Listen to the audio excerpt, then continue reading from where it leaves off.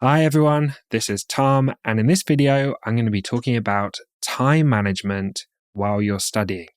This could be for undergraduate studies, for example, studying medicine like I did, or it could be for postgraduate exams, and I'll talk about my postgraduate exams in this video as well. And it could also be for A-levels or GCSEs or, school level exams as well.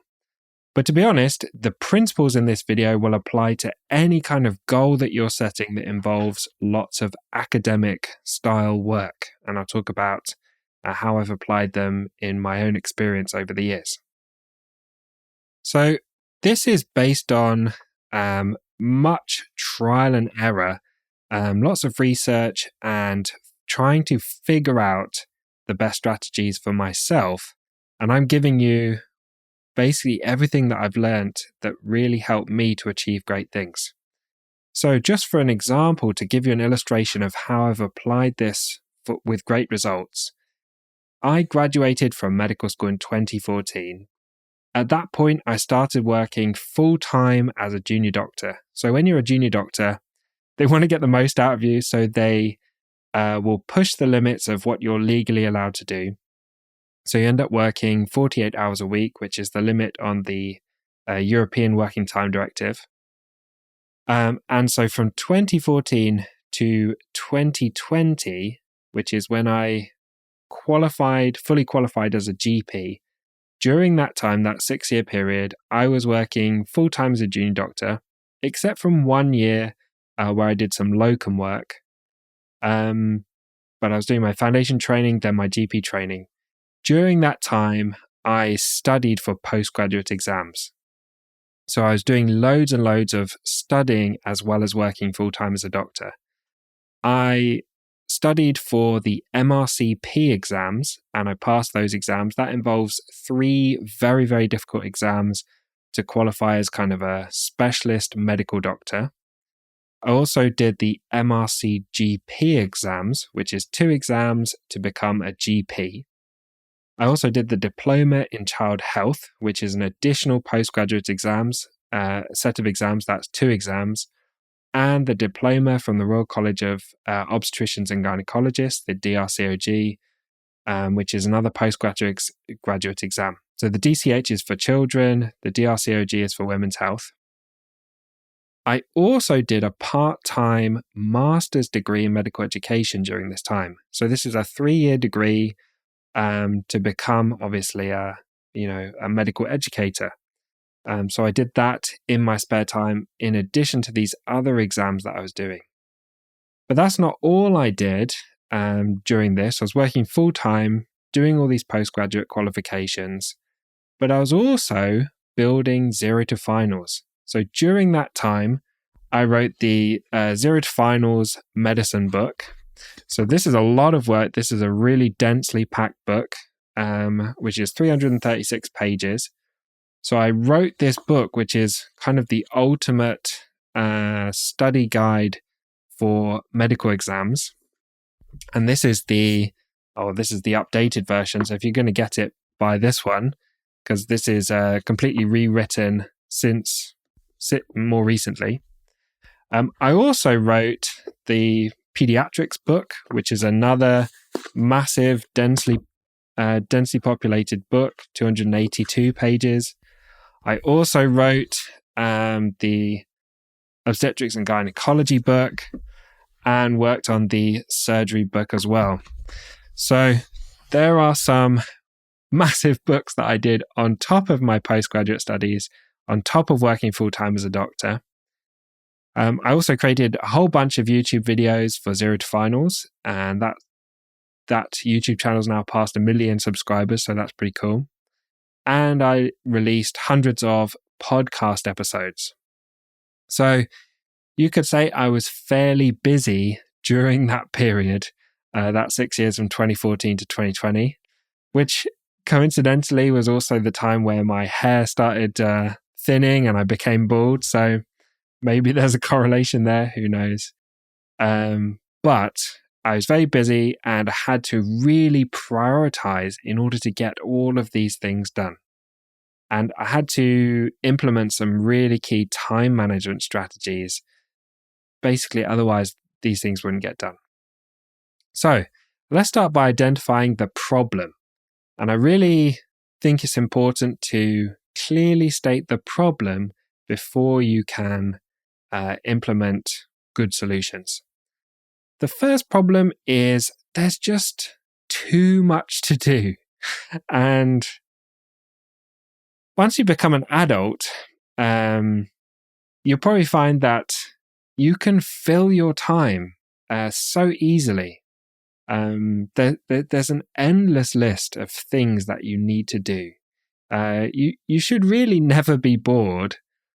You'll be tired, but I can't imagine anyone can ever be bored with just because there's just so many things to do. So let's take you here, and then let's take your goal, which is qualifying or becoming competent or learning the material. And between you here and qualifying and, becoming competent is lots of studying, lots of work. And this is just a vast amount of work. There's no getting away from how much work needs to be done, how much studying needs to be done. But working against you in the opposite direction are all the responsibilities you have in life. So you have chores, you have other types of work, like me working as a junior doctor. You have life admin, you have distractions, you have social obligations. You have all of these things that are working in the opposite direction to you doing the work and studying to get to your goal. And I'll talk about a bit more in more detail about that shortly. The second problem is there's so much content you need to know. So, for example, if you're studying medicine, this is not something you can just learn in a weekend or cram the day before your exams. This is a vast amount of studying. So, for example, you take medicine, that's this book here. This book is designed to contain all the key things you need to know for your medical exams. And that's 366 pages long. And every page is completely packed with information. And you need to know all of that. It's not like you just read through it and then you know it. You have to study it over and over again to get that content to stick in your memory and stay there. That's lots and lots and lots of work and lots of content to get through. Then you've got not just medicine, but surgery content, pediatrics, obs and gynae, and so on. So this is so much you need to get through, just a lot of content. The third problem is you have limited resources. And the two key resources that I think are limited are one, time, and the other one is energy. Energy, you could replace also with kind of discipline, motivation, just your ability to focus. And this is not infinite. You will run out of it. And so let's take an example. Here's a kind of cup. And this is your day. This is your day in terms of time and energy. And let's say you start to fill your day. Well, if you let all of these things that we talked about before that are working against you achieving your goals, if you let them fill your cup, fill your time and energy, they'll start filling up. So, initially you'll get filled with work, like your work as a doctor or whatever work you're doing, your part-time job while you're studying. Then you've got your chores, so just cooking, cleaning, doing your washing, all the stuff you need to do. Then you've got your other responsibilities. They could be caring responsibilities. Then you've got life admin, like emails and so on. And then you've got a bit of fun. You need to put some kind of fun in there. And then before you know it, your day is full. And so where are you going to put in the studying? Where are you going to put in the work that's required to learn the content and get through your exams? You've got no time and energy left. So this is a problem. You have limited resources. Next, I want to talk about some suboptimal strategies. So some things that I've done, I've seen many other people do, which are suboptimal and don't lead to the results that you want. And later in this video, we're going to give you better solutions. So number one, suboptimal strategy is kind of escapism. So this is like living in denial, not really facing up to what needs to be done. So escapism looks like scrolling social media on your phone, ignoring what you need to do, socializing. So you sit down to study and instead you just chat with your friends, go for coffee, or just decide to go out and do something else. This is really just procrastinating. But it doesn't feel good because you've got this responsibility of having to learn stuff hanging over your head. Second suboptimal strategy is endless planning. So rather than ultimately you've got all this work to do, planning the work is not the same as doing the work.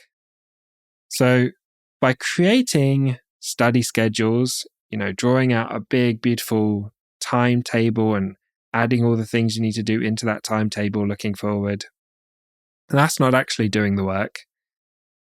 Researching tools that might be useful, so researching apps, researching different websites, researching any other kind of planner tool on your phone, that's not actually doing the learning or the work.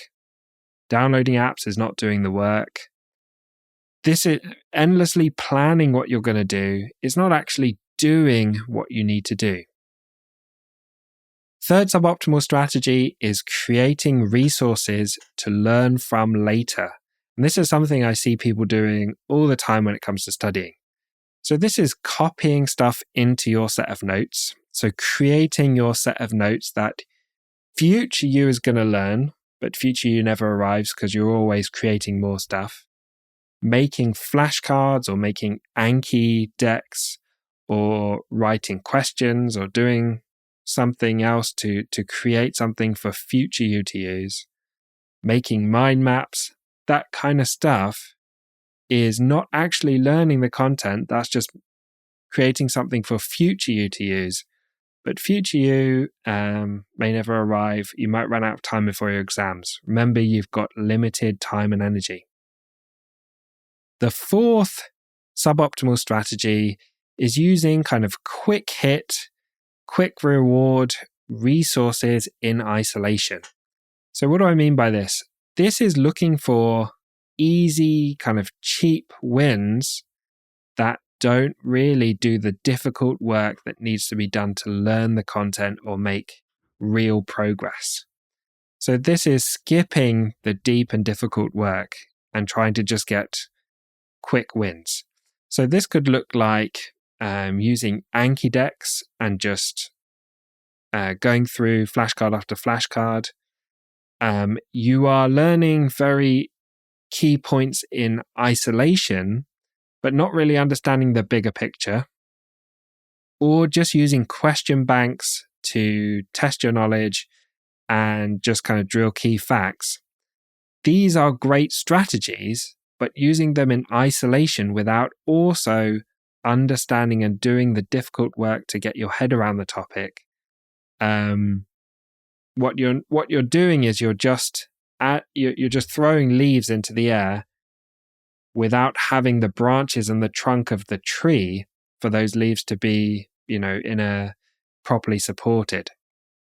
What do I mean by this? Well, when you're in your exam and they ask you a question and you have to expand on a concept or understand a full concept, and you just have these floating facts from your Anki revision, you won't know where to put those facts or how to put everything together.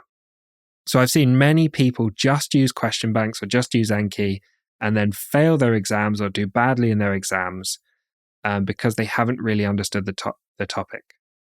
If something feels like it's giving you quick hits, you need to be a bit suspicious about it. So let's move on to the strategies that I would suggest you use.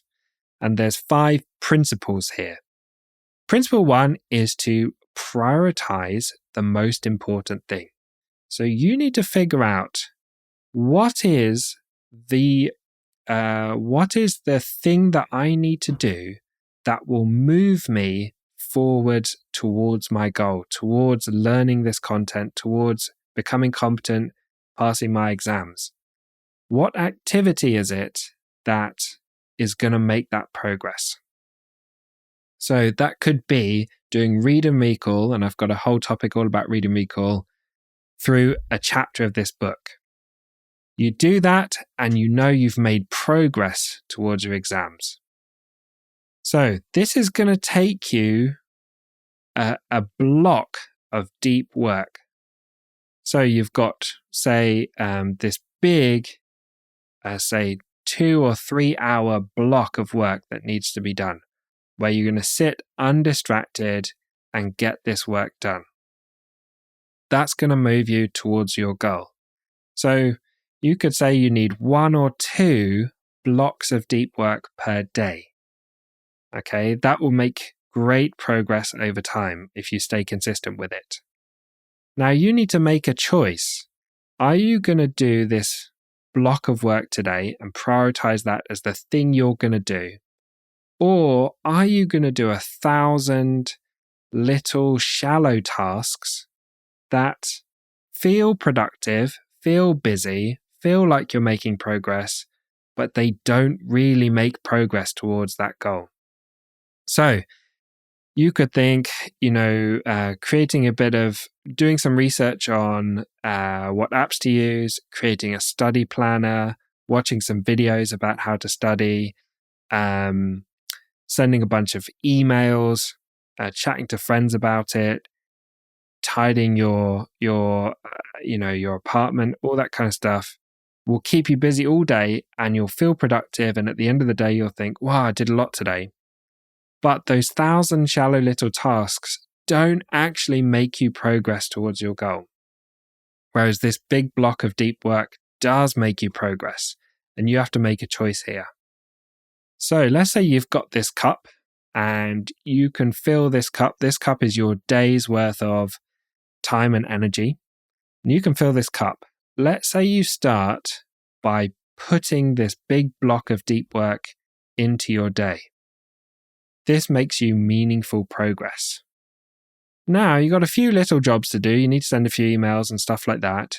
You can fit these small little jobs around that big, deep work task that needs to be done. This is what I'd recommend you do. Now, let's look at the alternative. If you've got this cup, and then you start your day by filling it with a bunch of little jobs, little shallow tasks that make you busy but don't make you progress. Then when it comes to this big task that needs to be done that will make you progress, you can't fit it in your cup. Your cup is full of all these lots of little jobs. And so another day's gone by, you felt busy all day, you feel like you've got lots of stuff done, but you haven't made any progress towards that meaningful goal and of studying for that exam. So what should you do? How do we make this practical? So I would say try and block off if you can, somewhere between 1 and 3, maybe 4 hours of deep work a day. If you block off and isolate that time and say that time is going to happen every day, you'll make great progress. Block this so that you get it done before the little jobs. If I wake up and I start doing emails and little admin tasks and things, my day's kind of ruined because I haven't prioritized and put that big job in there first. So make sure you get that big, difficult thing done before you start getting sidetracked with other less meaningful tasks. I would recommend defining where you're going to do this work. So you could say, I'm going to do it in the library, and then also define when you're going to do it. So I'm going to do it, say, from 9 a.m. to 11 a.m. The other thing is you can fit this big chunk of work into the gaps. So when I was working, say, as a GP trainee in general practice, what my day would look like as a GP trainee in the practice is I'd have to get in for 8 a.m. and then I'd probably leave at 5 or 6 p.m. So that point between 8 a.m. and 5, 6 p.m., my day was blocked off. I couldn't do anything except GP work. So then I looked at this day and I said, okay, well, I need to at this point I was writing the medicine book. But other points during that, I was studying for exams, doing my master's, prioritizing what was the top priority at the time.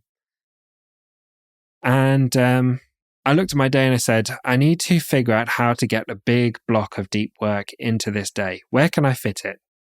So what I did was, because I'm a morning person, and by the time I got home after GP stuff, I just wanted to eat and do nothing else. Maybe go to the gym if I was feeling like it, but probably just hang out and then go to bed. So I said, okay, let me get up super early, get to a coffee shop on the way to work at 6 a.m. and then work there for an hour and a half, get that deep work done and out of the way. Then I could forget about it. I know I've made progress towards my goal in that morning. Then I can go to work, get my work done, and I know I'm on track. So find the gap. At other times, when I was working in a rheumatology department as a GP trainee, there was quite a significant lunch break. I think there was an hour or maybe an hour and a half where I was off for lunch. So what I could do in that scenario was there was a coffee shop in the building. I went and sat in the coffee shop and isolated that time to work in the lunch break. Other times I've squeezed it in after work or before a teaching session. If I finish in the hospital at say 11:30, teaching session starts at 1, I can go to the library in the education building and block off that time. But find a way to squeeze in the block of deep work. Not sort of 10 minutes, you just can't get into it. But if you can get an hour, that is meaningful. Okay, principle number 2 is to track your progress. And if you've been following me for a while, you'll know that I track my progress across almost every aspect of my life. So I track how all the numbers are doing for 0 to finals. I track how much work I'm putting in. I track my number of hours of deep work. I track my health statistics. I track all my goals. And I find this really helpful to see progress and make sure I am doing the work needed to make progress in all these things. And they say there's a saying, I don't know where it came from, which is, what is measured is managed. And I think that basically just means tracking helps you to stay on course for your goals. So when it comes to tracking studying, you'll be familiar. I create these tracking tables. You can use a tracking tool, which is purpose-built for this purpose on the members site. There's a link in the description. But I create a table. In the furthest left column is a topic, and then each column after that is the study sessions I do on that topic. So study session 1, study session 2, 3, and 4. And then under the topics would be cardiology, gastro, endocrine, the sort of main topics that you want to study. And then I record my study sessions for those topics when I do them. So I put the date and then my question score in the box. And by tracking your progress, this ensures that you're getting the work done that needs to be done. If you're not tracking it, you're kind of just going by feeling about how much work you're doing. Are you making progress? You don't really know. But if you're tracking it, you know whether you're making progress. You see clearly the things you need to do, these study sessions you need to do to make progress towards your goal. Principle 3 is to schedule dynamically. And this is opposed to sitting down, creating a massive schedule for your next 2 months and writing in all the things you need to do.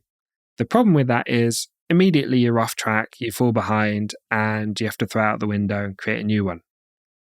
What I recommend is scheduling dynamically, which means you can take days off if you just So, something comes up, you just can't get your head in the right place that day.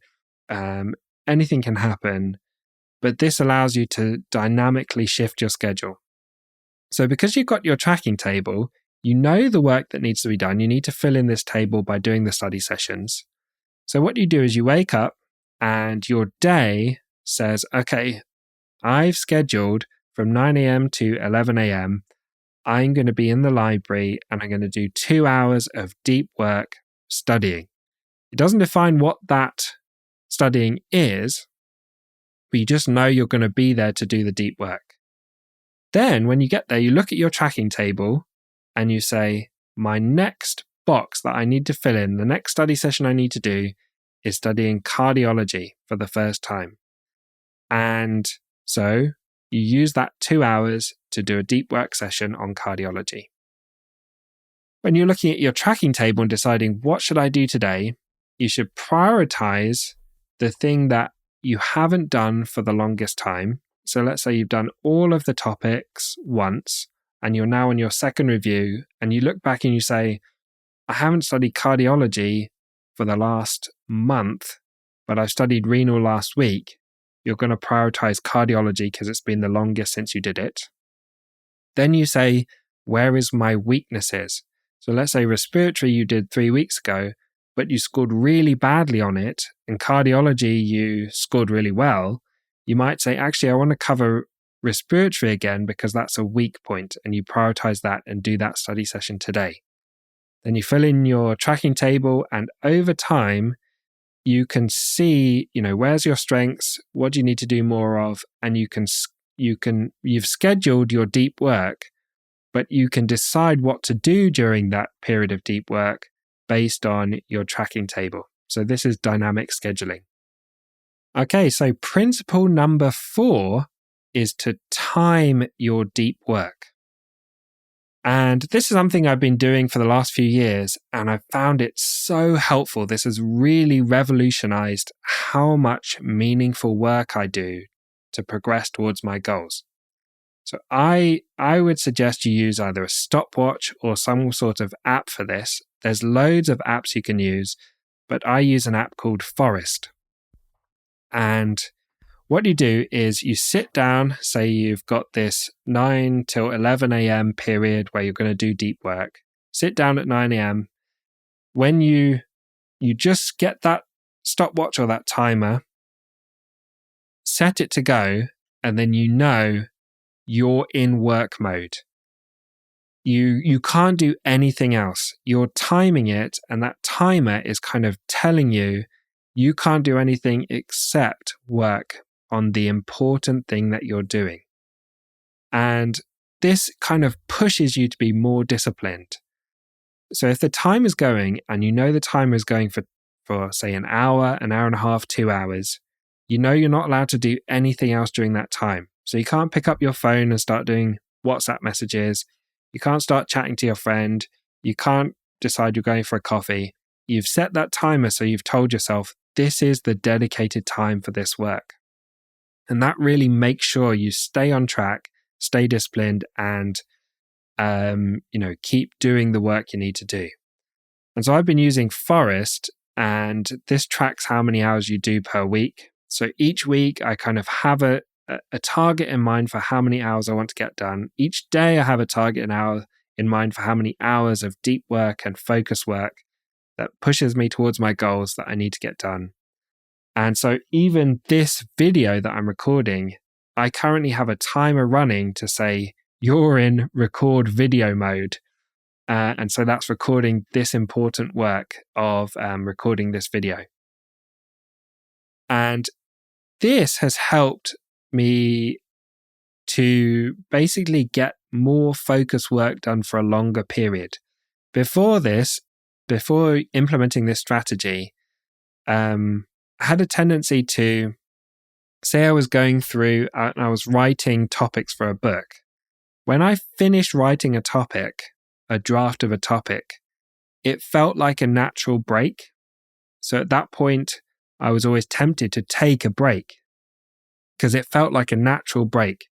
Whereas with this strategy, I'd have an hour and a half timer on, and I'd reached this point that was kind of felt like a natural break, but I still had 30 minutes left on the timer, which pushed me to get started on the next topic.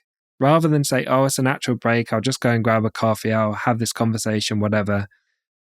Instead, I looked at the timer, it's still going, there's still 30 minutes left. That pushed me to get started on the next thing.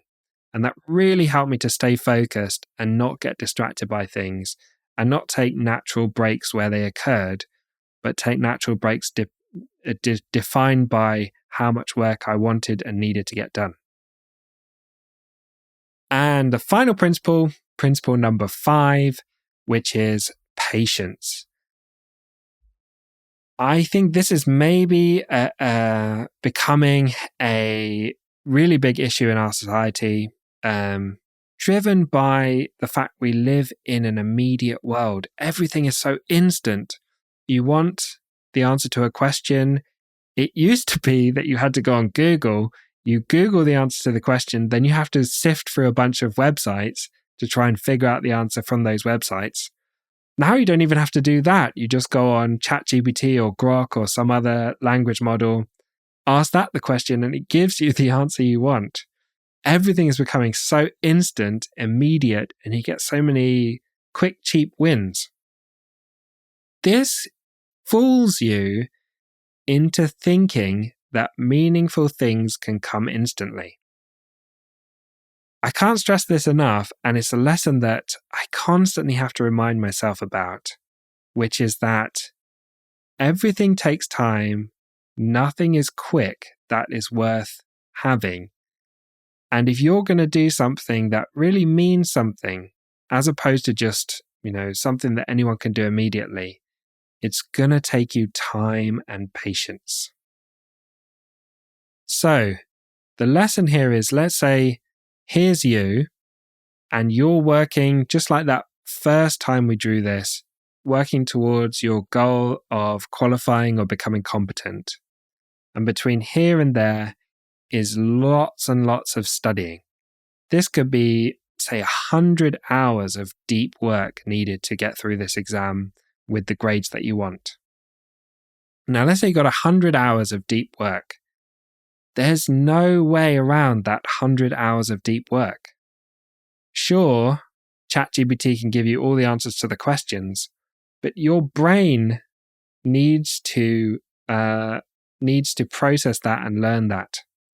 So how did they train ChatGPT? Well, they took all the information that's available, all the written information, they put it into this enormous supercomputer, and the supercomputer processed that information for hours and hours and hours.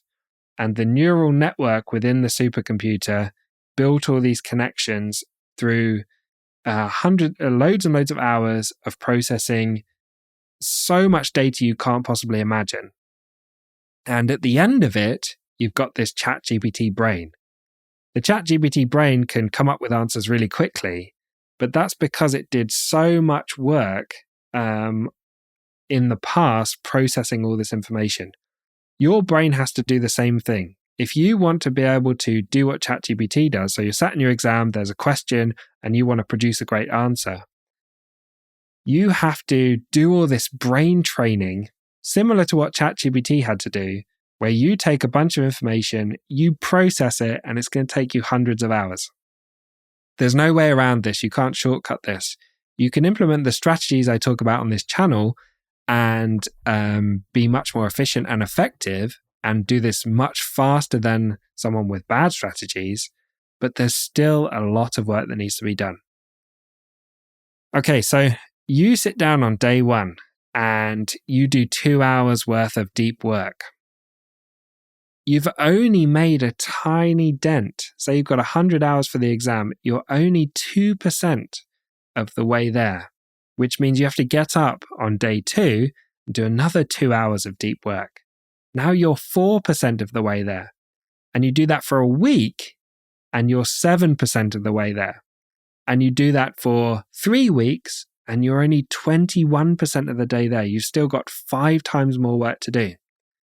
So this is a lot of work, and it takes a long time, and it's quite boring and it's quite difficult. Accepting that is part of the solution here.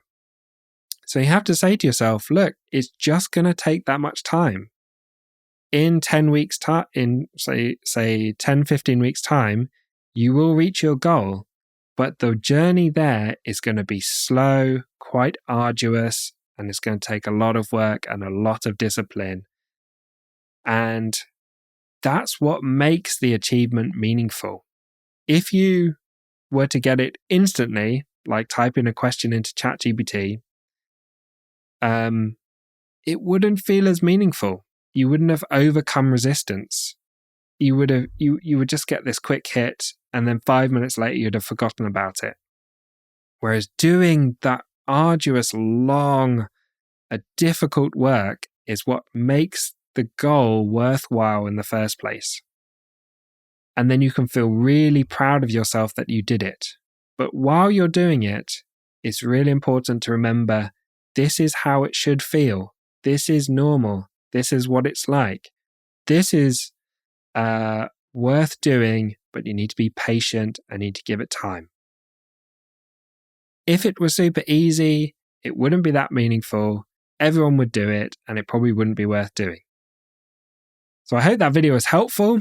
That was my best recommendations for how to kind of prioritize and the best time management strategies I have for studying and achieving your goals. If you want to download a nice version of these notes so you can refer back to them quite quickly, you don't have to watch the whole video again. You can just say, what are the principles? Okay, bam, bam, bam, bam, bam. Okay, I'm back on track. Then you can download these notes using the link in the description. You'll need a Patreon membership, but that Patreon membership also gives you access to the Zero to Finals members site. So if you're a medical student, you'll have access then to all the short answer questions, multiple choice questions, fact trainer tool, my course on how to learn medicine, the planning, the tracking tool that I've built there. You'll get access to all of those if you're a Patreon member. And I'll see you in the next video, which will be in around a week's time.